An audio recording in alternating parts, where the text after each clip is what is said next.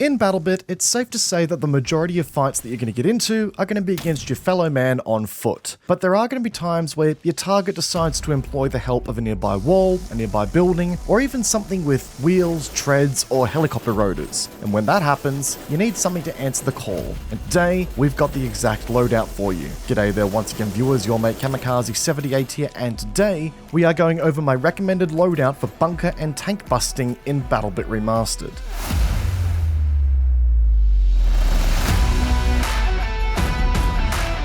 So folks, I have to be totally honest with you all here for a second. This is a bit of a step away from my normal playstyle in the game. It's pretty obvious from my gameplay that I am a pretty aggressive, balls-to-the-wall style player that is always pushing his KDR or KPM to new heights. However, there are times where a player like myself wants to either A, enjoy the simpler things in life and just, blow some shit up, or B, deal with those pesky vehicles myself that tend to roam the battlefield. And let me just say, even for a balls-to-the-wall medic player like myself, it's goddamn satisfying doing both in this game. And I mean, come on, there's nothing quite like the endorphin rush that comes from, looking at a wall that some cheeky bugger is hiding behind and just sort of going, nah, you know what, mate? That's not going to fly. And sending him to the Shadow Realm with a well-placed RPG. Today's loadout is all about embracing those moments to the best of your ability. So, starting off with the class of choice here today, and it's pretty obvious by this point, I'm sure, it's the Engineers class debut on this channel for a loadout guide. Exciting stuff, right guys? Finally, a non-medic loadout on the channel. But yeah, it was pretty obvious that a kit that is dedicated to killing vehicles and ruining the days of infantry who are sitting behind cover would be on the Engineer class. And while, don't get me wrong, I do enjoy playing the Engineer, the lacking ability to self-heal yourself is such a change of pace that definitely takes me a little while to get used to every time I switch to the Engineer class. Just be prepared to play a little bit more conservatively while you are playing an Engineer, because obviously you'll be pretty dependent on the medics around you to keep you in tip-top shape to win the firefights that you will inevitably get into. Thankfully, it's very much worth it for the utility that is afforded by the Engineer class and the kit that's available to it, but we'll get back to that in a second here.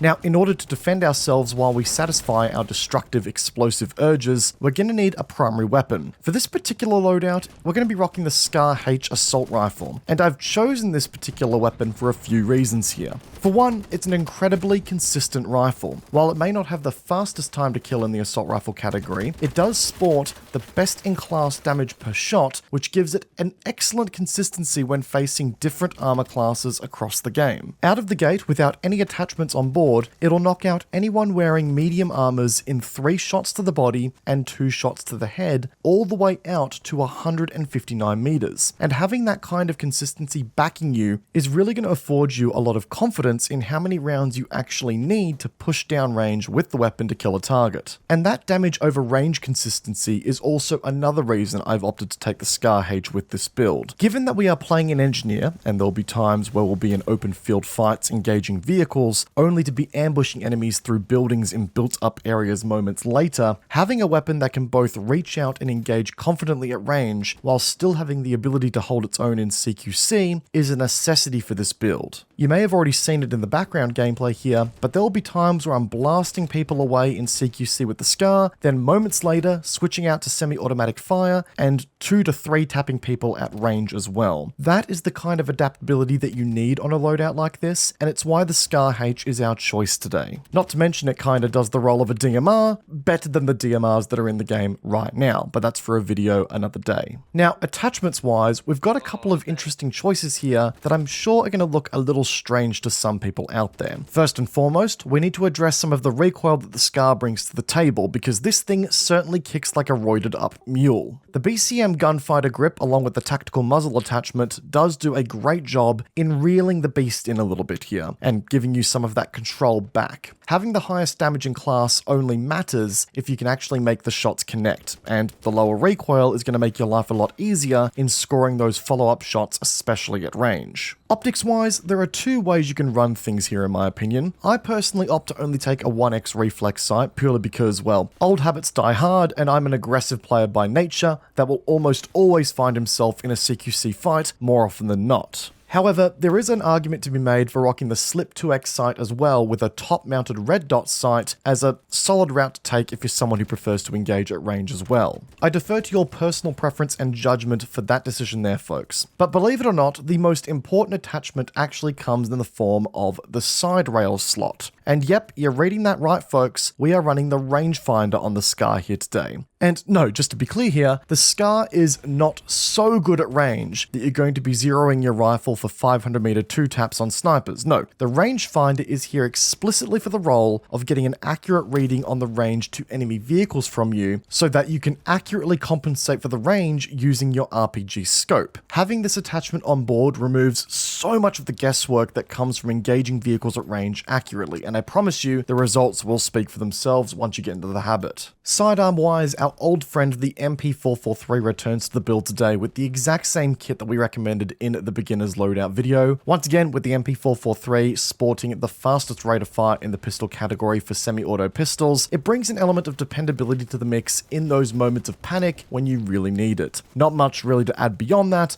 when it comes to sidearm choice here today and the attachments that we're running on it. But alright, this moves us on to the gear and gadget choices for the loadout today, and I don't think there's any denying here that we are now approaching the most important part of the loadout, the gear that very easily underpins the entire loadout's existence and purpose. In the primary gadget slot here today, we're rocking the C4. I know that many people tend to rock the repair tool to help out ally vehicles as needed, but again, that's not the point here. This build is all about being a destructive gremlin, a walking, living, breathing WMD, and there's going to be times where you need a close and personal answer to vehicle and building destruction. The C4 is exactly what you should be rocking here for that kind of situation. But this moves us on to the bread and butter here of the kit today, the secondary gadget. And here we are rocking none other than the RPG-7 heat or tandem rounds. Now, which round you opt to run is totally up to you, the map you're playing on, and the threats you anticipate that you'll face. For example, on a map like Conquest Basra, where you're likely to face a ton of vehicle threats in a game, there's definitely something to be said for running the tandem rounds to more effectively deal with the vehicles that you'll find on that map. On the flip side though, if you find yourself playing on, say, Salhan, where infantry hiding in buildings and lightly armored jeeps are likely to be a more prominent threat, then the heat rounds will be your friend instead here. And if you do opt to run the heat rounds, then the decision is also up to you as to whether or not you run the scoped or not version of the RPG. Just remember that the iron sight heat rounds can be zeroed similar to that of other weapons in the game up to 500 meters, meaning that you still can use the rangefinder to accurately hit targets out to insane distances, even without the scope on the RPG. Between these two launcher types, it's obvious that there's a ton of fun to be had here. The tandem rounds will one-shot jeeps and helicopters, two-shot APCs, and three-shot tanks. And with the way in which the rounds arc over range, it actually means that if you're creative enough, you can even hit enemy vehicles while they're technically hiding behind cover and are out of your line of sight. But also on the flip side to that, there's also something so satisfying about sending a long-distance eviction notice in the form of the heat round to some poor bastard hiding behind a wall. Or better yet, turning the heat round into an explosive sniper rifle that just so happens to turn that bastardly sniper scope glint into a red mist. So choose your own adventure when it comes to your RPG based on the threat, but just be ready to find some ammo reserves really quickly because you are going to go through this ammo very, very fast. Also, we do have smoke grenades on this loadout. You can use them to sort of obscure the vision of vehicles and gain some distance on them when needed, and there's some solid utility afforded by that presence on your build, but you can also run the frag grenades or even the anti-vehicle grenades if you're feeling so inclined to do so, but me personally, I think the smoke grenades afford the loadout a lot more effectiveness. And lastly, we have the armor customization to consider here, and there are some incredibly important decisions to be made here. Firstly, we're going to be rocking the light armor kit. But hang on, Cammy, this isn't an aggressive build. Why are we sacrificing survivability for mobility here? Why does that make sense? And I hear you, folks. But I have found that the extra mobility that comes with this armor choice actually gives you the ability to chase vehicles a little bit more effectively. If a vehicle attempts to make a break to line of sight, or you're trying to ambush something, the added mobility may be the difference between you getting into a position fast enough to get that critical RPG on target. So that is something really worth considering here. Now, originally I thought that running no helmet on this build would have gone a long way as well, because, you know, the faster aiming down sights time on an RPG would have been real nice, but through some testing, I actually don't think the ADS time stats actually affect the RPG's ADS times, at least not to a point that leads to a material impact. So we are running the medium helmet here to bring back some of that survivability. Now, when it comes to the backpack here, we are rocking the big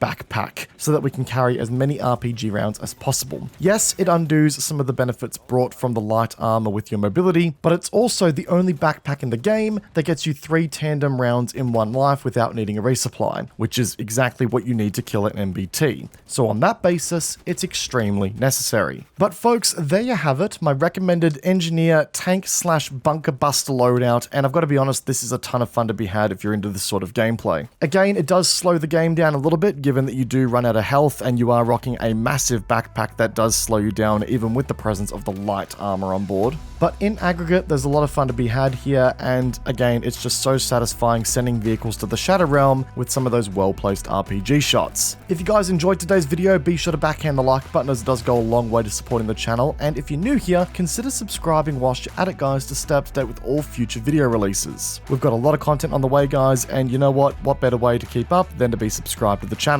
As always, my social media links, including Discord and Twitch, which I highly recommend you come check out, are linked down below as well. Once again guys, I hope you enjoyed today's video, peace out, and I will see you guys all in the next one. Take care guys, have a good one.